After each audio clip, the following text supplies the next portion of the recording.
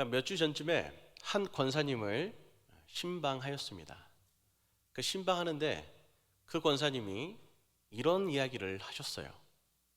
이제 가정의 달이 다가오고 하니까 이제 남편 되시는 집사님께서 이 권사님께 그동안 젊은 시절부터 모든 어려움들을 다 넉넉히 참고 인내하면서 자신과 함께 살아주고 또 이만큼 건사하고 자녀들을 아름답게 키워준 것에 감사여서 분위기를 잡고 진중하게 고백을 했다고 합니다. 여보, 사랑하오? 응. 그러니까 이 고백을 받은 이 권사님이 그 남편 집사님의 눈물을 한동안 가만히 쳐다보더니 이렇게 대답을 하셨대요. 또 누구한테 써먹으려고 나한테 연습하노? 왜? 여기 사투리를 제가 많이 연습을 한다고 했는데 좀 와닿지는 않죠, 여러분? 아무튼 이 집사님 입장에서는 전혀 기대치 않은 뜻밖의 대답이 불쑥 주어지니 너무나 당황하고 민망하고 섭섭해서 아무 말씀도 못하시고는 얼굴이 빨개지셨다라고 합니다. 이 이야기를 듣고 함께했던 신방했던 많은 분들이 웃음을 터뜨렸어요. 한참을 웃고 보니까 갑자기 봉변 아닌 봉변을 당한 이 집사님의 입장에 한번 생각해보고 싶더라고요. 내가 만약 이 집사님이었다면 어땠을까? 이 웃음이 그냥 웃음으로 들리지는 않았을 것 같아요. 왜냐하면 자신은 분명히 자신과 평생을 걸쳐 함께한 이 아내 권사님께 대한 진실된 고백을 하였는데 돌아온 대답이 자신의 뜻과는 전혀 다르게 그 뜻을 오해해서는 누구한테 또 써먹으려고 나한테 연습을 하느냐, 이런 대답을 들으니 얼마나 황망했겠습니까? 그렇다고 여러분 오해하시면 안 됩니다. 이 가정이 문제가 있는 가정이 아니라 그 권사님이 말씀하시기를 자기도 너무 감사하고 사랑하는 마음이 있었으나 성향상 너무나 민망하고 자기도 갑작스럽게 사랑한다는 고백을 받으니 당황해서 자기도 모르게 그렇게 툭 이렇게 남편에게 상처를 주는 말씀을 했다고 해요. 이런 걸 통해서 이 남편 되신 집사님이 얼마나 속상했을까, 내 진이가 오해를 받게 되어서 얼마나 속상했을까를 한번 생각해 보게 됐습니다. 이 집사님처럼 우리가 세상을 살아가면서 누군가에게 오해를 사는 일을 좋아하시는 분들은 아마 아무도 없을 겁니다. 아니 어쩌면 오해를 살 만한 일이 있다면 우리는 보다 적극적으로 그 오해를 풀고자 하는 것이 우리 보통의 사람들의 생각이며 행동이 될 것이에요. 그런데 세상 그 누구보다도 오해 가운데 살아가신 한 사람이 있습니다. 그 사람은 다름 아닌 우리 주님이셨습니다. 하나님이시며 또한 하나님의 아들로서 이 땅 가운데 오신 그 주님, 그 주님의 삶이, 그 주님의 가르침이, 아니 어쩌면 그 주님의 존재 자체가 세상의 많은 사람들에게 오해거리로 그렇게 비춰지는 삶을 우리 주님은 살아가셨습니다. 그리고 이 주님의 수많은 가르침 중에 믿지 않는 사람들은 차차하고 믿는 우리 가운데도 오해를 사고 있는, 가장 큰 오해를 사고 있는 가르침 중에 한 가지는 다름 아닌 이 가정에 대한 가르침입니다. 오늘 이 시간에는 복음서에 등장하는 주님의 말씀과 사역을 통해 우리가 오해하고 있는 가정에 대한 주님의 생각을 바로 알아 아름다운 가정을 이루는 복된 시간이 되고자 합니다. 우리가 그동안 가정에 대해 오해를 불러일으켰던 주님의 말씀은 오늘의 본문뿐만이 아니라 성경에는 생각보다 자주 기록됩니다. 그 중에 특히 잘 알려진 말씀은 누가복음 14장 26절의 말씀이에요. 우리 이 말씀 함께 같이 읽어보도록 하겠습니다. 또 무릇 내게 오는 자가 자기 부모와 처자와 형제와 자매와 더욱이 자기 목숨까지 미워하지 아니하면 능히 내 제자가 되지 못하고, 아멘. 이 말씀은 우리가 익히 알고 있는 가족에 대해서, 형제에 대해서, 자매에 대해서, 나 자신에 대해서 하나님께서 우리 가운데 생각하고 있는 그 일반적인 생각과 약간 조금 다름으로 오해를 사고 있는 말씀이며, 이 말씀뿐만이 아니라 복음서의 여러 장면에서 마치 가족을 버리고 가정을 무시하라고 오해를 살 수 있을 만한 그런 말씀들이 등장합니다. 이로 인해서 우리는 너무나 쉽게 단정 짓습니다. 이 단정은 예수님을 가정에 관해서는 그다지 크게 중요하게 생각하지 않으시는 분, 더 나아가 아예 예수님은 가정생활과는 거리가 먼 분으로 생각하는 성도들 또한 있는 줄로 압니다. 그러나 우리가 방금 함께 읽어본 이 누가복음 14장 26절의 말씀을 자세히 다시 한번 살펴보면, 여기에 사용된 이 미워하다라는 의미로 사용된 헬라어 원어는 미세이라고, 원형인 미세오의 3인칭으로 변화돼 사용이 됐는데, 이 미세오라는 단어가 미워하다라는 의미로 사용이 돼요. 그래서 저도 신학교 때 이 헬라어 단어 시험을 볼 때 그렇게 외웠던 기억이 나요. 미워하니까 미세요. 미워하니까 미세요. 아무튼 이 미세오라는 말에는 전적으로 미워하다라는 의미가 포함되어 있습니다. 그리고 그렇게 많이 사용도 됩니다. 그러나 이 미세오라는 이 단어에는 그렇게만 사용되는 것이 아니라 또 어떤 많은 부분에서는 조금 덜 사랑하다, 조금 사랑하다, 단념하다, 포기하다와 같은 의미로도 자주 사용이 되는 것을 우리는 보게 돼요. 곧 우리가 한 가지로 예수님의 제자가 되려면 우리 사랑하는 가족 아니 심지어 나마저도 적극적으로 미워해야 되는구나 라고 생각했던 이 말씀의 의미가 부모와 처자와 형제와 자매와 자기를 미워하는 것으로 끝나는 것이 아니라, 어쩌면 그런 것이 아니라 그들을 하나님보다 덜 사랑하는 의미도 될 수 있다는 것을 우리는 유념해야 합니다.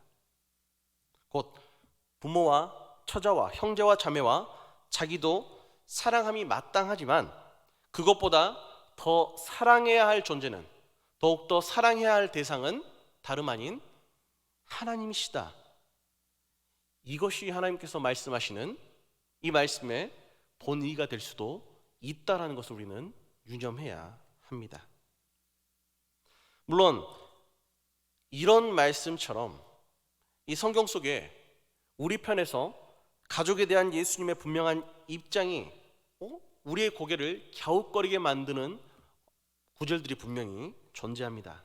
그러나 오늘 말씀도 그렇듯이 단순히 몇몇의 이 구절을 가지고 가정을 가벼이 여겨야 한다는 것이 예수님의 진의가 아님을 우리는 또한 기억해야 합니다. 그렇다면 우리가 이 말씀의 진의를 알기 위해서 살펴보아야 할 것이 도대체 무엇일까요? 일상생활에도 여러분 그렇습니다.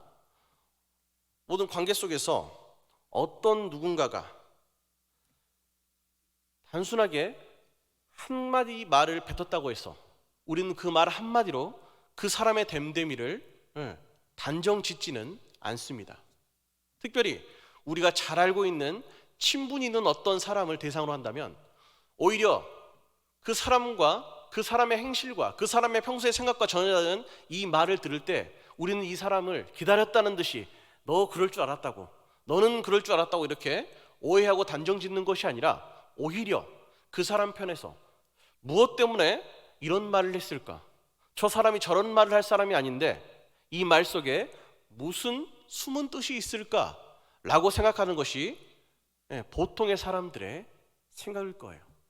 마찬가지로 우리도 동일하게 우리를 갸웃하게 만드는 이 예수님의 말씀, 평소에 다른 대상에 대한 가르침과는 약간 조금 다른 이 말씀, 가정에 대한 말씀을 우리가 그 진의가 무엇인지를 파악하고자 할 때는 예수님의 평소의 언행, 그것을 우리가 보아야만 그 뜻이 무엇인지를 깨달을 수 있을 것입니다. 예수님이 이 땅에서 살아가실 때 소속되어 사셨던 가정이 있어요. 마리아를 어머니로 하고 또 요셉을 아버지로 해서 이루어졌던 그 가정 안에서, 그 가정을 세상의 관점으로 보자면 이러한 가정이라고 소개할 수 있습니다. 어머니의 입장에서, 세상의 시선에서 예수님은 사생하셨고, 아버지 요셉의 입장에서는 주님은 의붓 아들이었습니다. 이러한 사실을 통해 그 예수님이 속한 그 가정은 이미 그 공동체로부터 온전하지 못한 가정이라는 오해와 핍박을 받았습니다. 이런 상황 속에 실제 주님은 어떠한 삶을 살았는지 우리는 살펴보아야 합니다. 성경에서 예수님의 어린 시절, 성장기에 관한 구체적인 언급이 그렇게 많이 나와 있지는 않습니다. 그러나 예수님의 성장기를 짐작할 수 있을 만한 구절이 몇몇 있습니다. 그 중에 한 가지는 누가복음 2장 40절의 말씀입니다. 여기에는 예수님께서 성장하는 과정에 이렇게 기록합니다. 아기가 자라며 강하여지고 지혜가 충만하며 하나님의 은혜가 그의 위에 있더라. 아멘. 센스 있는 성도들은 역시 말씀을 따라 읽어주십니다. 우리 담임 목사님과 약속하셨죠? 굳이 말하지 않아도 말씀이 자막으로 뜨면 함께 읽는 것으로 우리 그렇게 하겠습니다. 네, 아무튼 이 누가복음 2장 40절의 말씀을 보면 이 말씀이 증언하는 대로 이 증언은 예수님의 성장기를 지켜본 많은 증인들의 말을 인용해서 기록한 것입니다. 그런데 여기서 등장하는 하나님의 은혜가 함께하는 사람이라는 이 표현은 의롭고 참된 사람을 지칭하는 이스라엘 민족들의 고유한 표현이에요. 곧 예수님께서 어린 시절, 마치 요즘 드라마 속에서 등장하는 듯한 출생의 비밀을 간직한 채 사생아로 의붓 아들로 그 사실을 깨달은 채 엇나가서 부모님을 막대하며 그렇게 살아갔다면 이러한 표현은 결코 사용하지 않았을 것입니다. 또한 마가복음 6장 3절 상반절 말씀을 우리가 함께 보겠습니다. 이 사람이 마리아의 아들 목수가 아니냐? 아멘. 우리는 이 말씀을 통해서 예수님은 사람들로부터 목수의 아들 또는 목수라고 불려졌음을 알게 됩니다. 그렇구나 하고 넘어갈 수 있는 일이지만 우린 다시 한번 그 아버지와 이 예수님의 관계를 다시 한번 생각해 볼 필요가 있어요. 친아버지가 아니라 의붓 아버지였습니다. 이 말은 곧 예수님께서 의붓 아버지인 그 요셉의 가업을 계승했다라는 것을 보여주고 있어요. 예나 지금이나 부모와 자식 간의 사이가 좋지 않으면, 특별히 이러한 출생의 비밀과 같은 것들로 인해 갈등이 생기면 자녀들은 부모님을 미워하기 마련입니다. 그리고 무시해요. 그 중에 부모님이 행하는 그 일을 무시하는 것도 결코 빼놓지 않습니다. 그런데 지금 이 예수님께서는 그 목수의 가업을 이었고 그 목수로서 삶을 살아갔다는 것을 보면 예수님께서는 의붓 아버지라고 이 요셉을 무시하고 미워했던 것이 아니라 오히려 그를 존중해서 그의 일을 돕다가 자연스럽게 그 가업을 계승하기까지 했음을 우리는 보게 됩니다. 그렇다면 둘 사이의 관계가 나쁘지는 최소한 않았다는 것을 우리는 깨닫게 됩니다. 그리고 이 아버지 요셉이 일찍이 하나님의 부르심을 받자 예수님께서는 그 모친과 여러 명의 동생들을 부양해야 했습니다. 예수님께서는 동생들이 많이 계셨습니다. 초대교회의 지도자가 되었던 이 야고보를 필두로 남자만 해도 성경에는 약 4명의 형제가 있었다라고 기록합니다. 그런데 성경에는 명확하게 여동생들이 몇 명인지에 대해서는 언급하지는 않지만 그럼에도 분명히 많은 동생들을 건사해야 했다는 것은 결코 변하지 않습니다. 그 많은 동생과 모친들을 예수님께서는 장남으로서 마땅히 그가 행해야 될 그 책무로서 그들을 부양해야 했습니다. 그리고 부양하는 일에 다름 아닌 목수의 업으로서 그 모든 것들을 감당했습니다.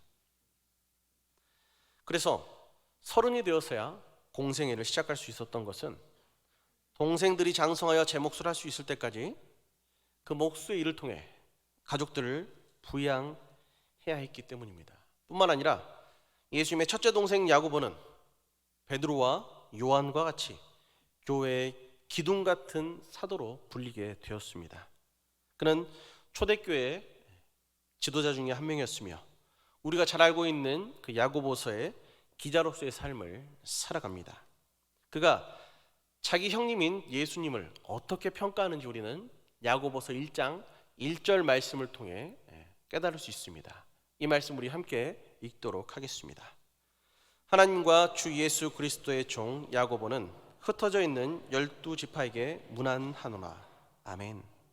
이 말씀 속에서 야고보는 형님인 예수님을 그리스도 기름 부음 받은 자, 곧 하나님의 아들 구세주로 경배하고 자신은 그의 종으로 여기고 있다는 것을 우리는 볼 수 있습니다. 자신의 가족에게서 성도로 인정받는 성도가 진정한 성도라는 말이 있습니다. 그만큼 웬만큼 모범이 되고 웬만큼 온전하지 않으면 남들보다 더 가족들의 안에서 성도로 인정받는 것이 어려움을 우리는 의미하는 말로 이런 말을 써요.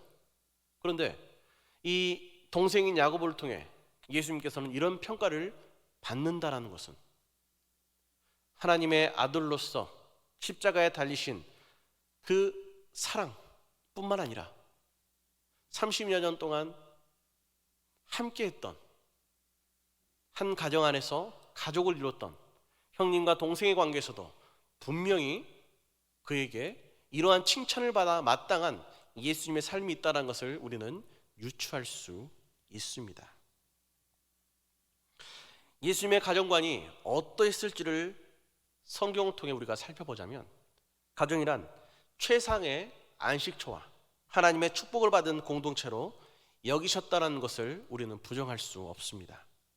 예수님께서 가정에 대해서 어떤 생각을 가지고 계셨는지 명확하게 정의하지는 않습니다. 그러나 가정을 이 세상에서 사람들의 안식처, 축복의 공동체, 하나님의 사랑과 뜻이 실현되는 장소로 보았음이 분명합니다.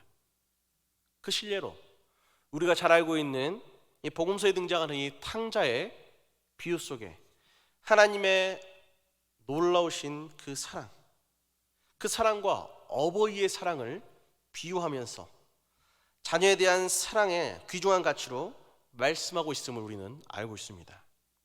예수님은 또한 한 사람으로서 평범한 가정생활에 대한 그의 본능을 여과 없이 보여주셨는데 마태복음 8장 20절 말씀에 이렇게 기록합니다. 예수께서 이르시되 여우도 굴이 있고 공중의 새도 거처가 있으며 인자는 머리 둘 곳이 없다 하시더라. 아멘. 수많은 사역 가운데 그 어려움 가운데 피곤하셨을 때 주님께서는 이러한 인간적인 한탄을 하시며 내게도 가정이 있었으며 이라는 말씀을 하신 거예요. 또 종종 피곤하시고 외로우실 때 베다니 나사로의 가정에 가서 그들과 대화를 하시고 여독을 푸시는 장면들을 우리는 성경을 통해 보게 됩니다. 뿐만 아니라 예수님께서 가장 먼저 행하셨던 그 이적, 그 사역은 우리가 알다시피 가나의 혼인잔치였습니다. 그 장소가 주님께서는 그 혼인잔치에 참여하여서 결혼을 통해 가정이 이루어짐을 축복해 주셨고 뿐만 아니라 장례가 있는 가정에 가서 그 가정의 이별을 함께 슬퍼하시는 모습을 우리는 봅니다. 또한 수많은 표적과 기적을 가정에 관한 일로 인해 베푸셨는데 우리가 잘 알고 있는 나인성 과부의 아들을 살리신 일, 야이로의 딸을 살리신 일, 죽은 나사로를 살리신 일 등 이 가정의 구성원으로 인해 불행에 빠져 있는 또 다른 가정의 구성원들의 그 요청에 하나님께서 응답하여 주셔서 그 당사자뿐만이 아니라 온 가족이 회복되게 하는 그 은혜를 베푸심을 우리는 잘 알고 있습니다. 어쩌면 단순히 한 사람의 아픔과 고통을 치유하심으로 기록해도 무리가 없을 그 하나하나의 사건을 굳이 가정의 구성원으로 명시하신 이유는 주님께서 한 가정에서 한 가족의 아픔과 어려움이 온전히 개인만의 문제가 아님을 아셨고, 또한 가정을 하나님의 사랑과 능력과 그 나라를 실현시키는 곳으로 인식하셨기 때문입니다.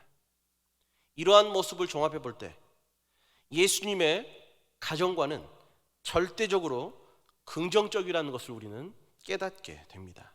그렇다면 서두에서 우리가 함께 살펴보았던 누가복음 14장 26절의 말씀의 진위는 두 가지의 갈림길에서 부모와 처자와 형제와 자매와 자기도 사랑함이 마땅하지만 그것보다 더욱 사랑해야 하는 존재가 있으니 곧 주님이시라는 뜻이지, 이것이 가족들을 적극적으로 미워하라는 의미가 아님을 우리는 분명하게 깨닫게 됩니다.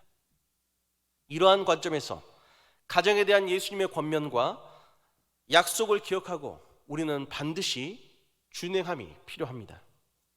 가정이란 것은 당연히 구성원인 가족으로서 마땅히 행할 바를 열심으로 실천할 때 온전한 가정이 이루어지게 됩니다.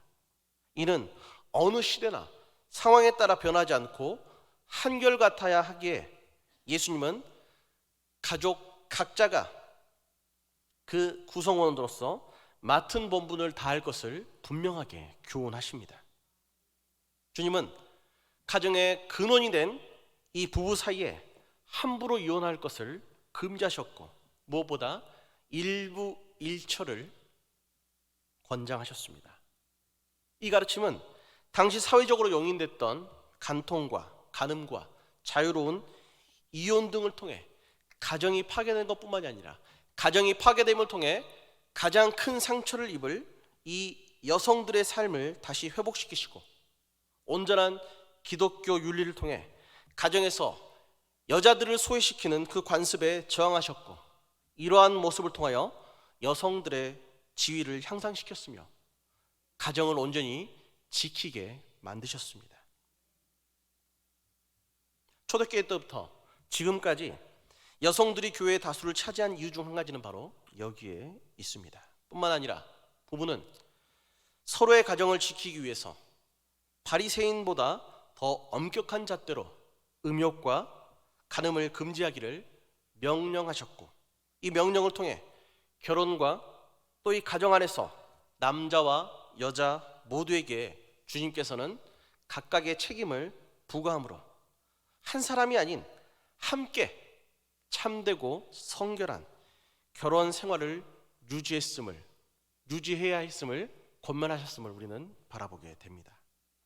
또한 부모에게 효도하는 본분을 지킬 것을 명하셨는데, 당시 유대인의 전통으로 내려오던 고르반, 어느새 그것이 악습으로 변질돼 버린 그 고르반을 따르는, 용인하는 이 바리새인들을 경책하셨습니다. 어버이 주일 혹은 가정의 달만 되면 나오는 이 고르반에 대해서 여러분들은 많이 들어보셨지만 명확하게 인지하지 못하신 분도 계실 줄로 압니다. 이 고르반이 그런 거예요. 말 그대로 하나님께 드림이라는 뜻이에요. 이게 원래적으로는 하나님 앞에 드리는 예물 같은 것이었는데, 시대가 지나면 지날수록, 특별히 예수님의 이 시절에는 바리새인들처럼 자신들의 믿음을, 자신들의 의를 과시하는 것으로 이것이 변질이 됩니다. 그래서 고르반이라는 이름으로 곧 하나님 앞에 드린다라는 약간의 서원 같은 것들로 변화가 돼요. 그래서 내게 있는 그 모든 물질 중에 어떤 것이든 내가 고르반이라고 선언하면 그 어느 것이라 할지라도 그것은 이제 하나님의 것이어서 종교적인, 신앙적인 어떤 것으로만 사용되어 있습니다. 그런데 웃긴 것이 이것을 성전에 갖다 바치지는 않고 동일하게 집에다 두었어요. 그러니까 이것을 악용하여서 어떤 일이 벌어지냐면, 예를 들어서 부모를 공경하라라는 계명이 분명히 주어졌습니다. 유대인들은 이 계명을 지켜야만 해요. 그런데 부모와 자식 간의 사이가 좋지 않는 그런 가정 안에서 부모를 공경하려면 마땅히 물질로서 섬겨야 하는데, 그것이 싫고 그것이 아까워서 자신의 모든 것들을 고르반이라고 지정해버리고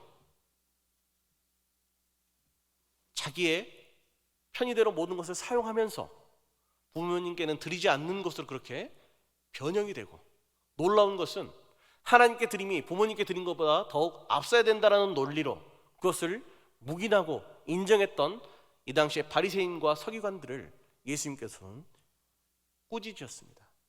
이러한 불효를 하나님께서는 피해야 함이 마땅하고, 그러한 것들은 죄라고 그들을 경책까지 하셨습니다.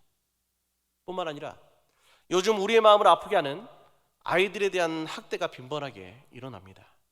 이 학대는 타인에게만, 타인을 통해서만 이루어지는 것이 아니라 놀랍게도 부모를 통해서도 자녀에게 자행되기도 합니다.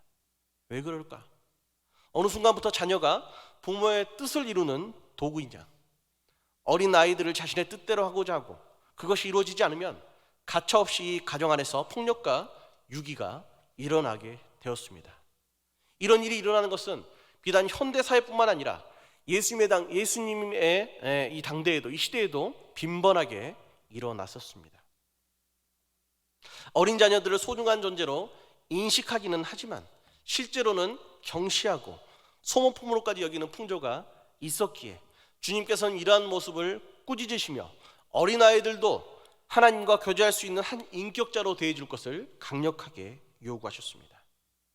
이렇듯 성경 속에 주님께서는 가정에 대해서, 그리고 가족 구성원에 대해서 세상의 기준보다 더욱더 엄격한 기준으로 가정 안에서 마땅히 행할 바를 행해야 된다라고 분명하게 말씀하십니다.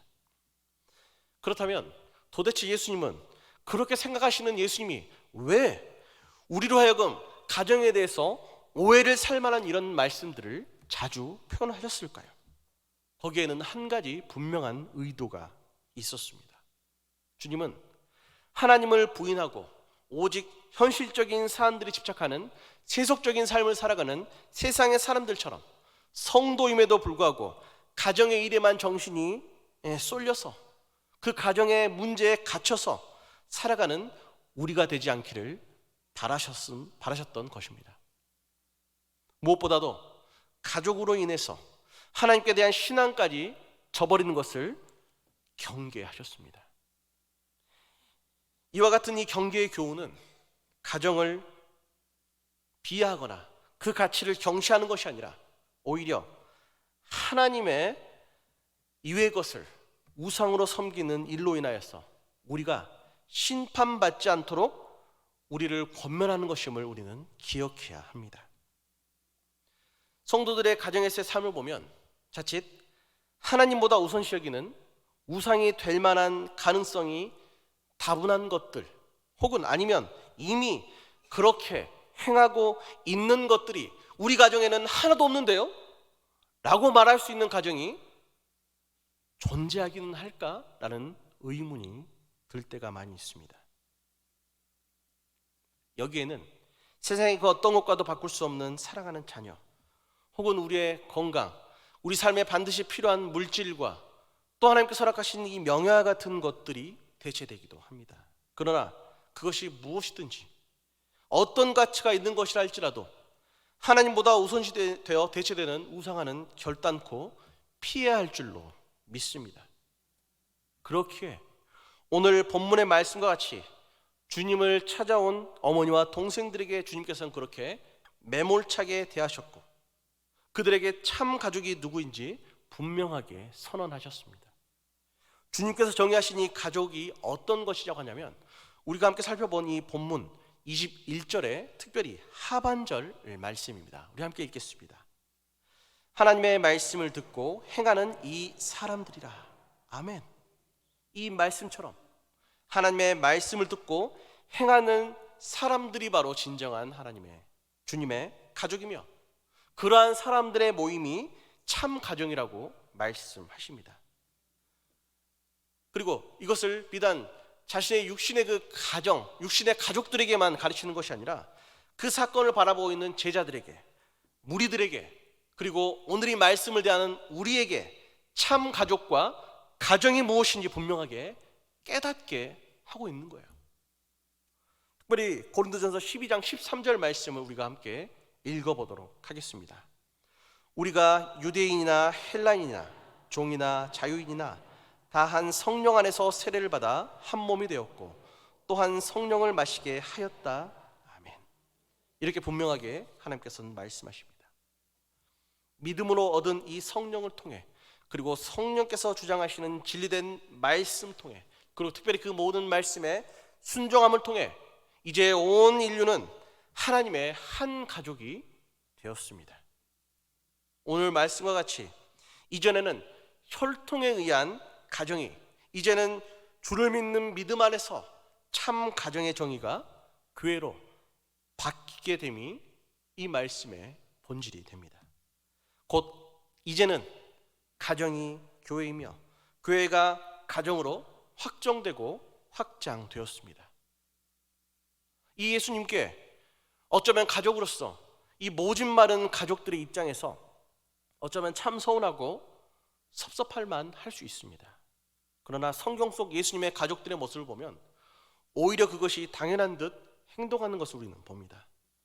예수님을 통해 공동체로부터 받은 오해와 질시에도 그들이 그 수많은 세월을 견뎌낼 수 있었던 것은 복음의 관점으로 하나님의 참된 가정과 그것으로 확장된 하나님의 나라를 그들이 깨달았기 때문에 이 모든 것들이 가능했습니다. 그러나 이 예수님의 가족들 중에서도 요한복음 7장과 같은 그 구절을 보면 몇몇 형제들은 아직까지 여전히 주님을 부정하는 것을 보면 이것을 받아들이느냐 그렇지 않느냐가 얼마나 큰 차이가 되는지 오히려 우리에게 반증해 주고 있습니다. 그렇기 때문에 우리는 하나님의 나라와 복음에 대한 관점으로 반드시 이 가정을 재인식해야 합니다.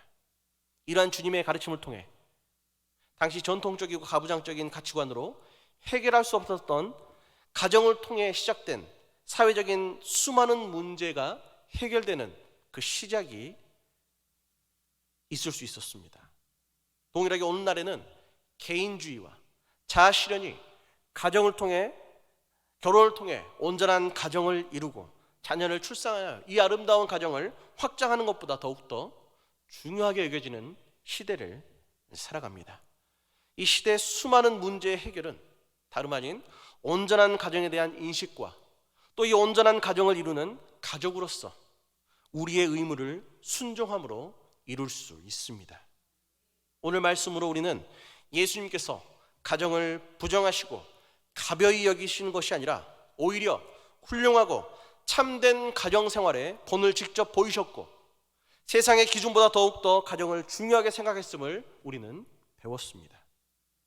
그러나 이것도 우리가 오해하지 말아야 할 것은, 그렇다고 해서 가정이 세상에서 가장 귀한 공동체이며 성도들의 정체성과 삶의 목적의 핵심이라고는 말하지 않으셨다는 것을 우리는 기억해야 합니다.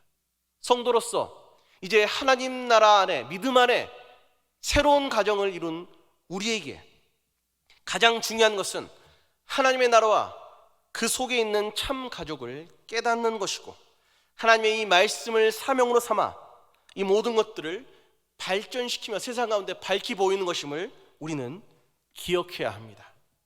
그러나 여전히 하나님 나라에 대한 헌신과 책임 대신에 교회와 가정에 대해서 잘못된 생각을 갖고 있는 성도들이 있습니다. 누군가는 성도가 온전하게 이 교회를 세우는데 사용됨이 마땅하다라고 생각하는 것이 아니라 오히려 교회가 성도의 복리를 증진시키기 위해서 필요한 존재라고 생각합니다. 그래서 각 가정이 교회를 위해 과도한 헌신은 하지 말아야 함이 오히려 마땅하다라고 그렇게 생각해요.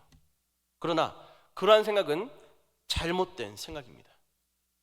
온전한 가정을 이루는데 가족으로서 마땅한 의무와 책임이 당연하듯 온전한 교회를 이루는데도 성도들의 의무와 책임과 헌신과 수고와 사랑과 열정이 필요합니다.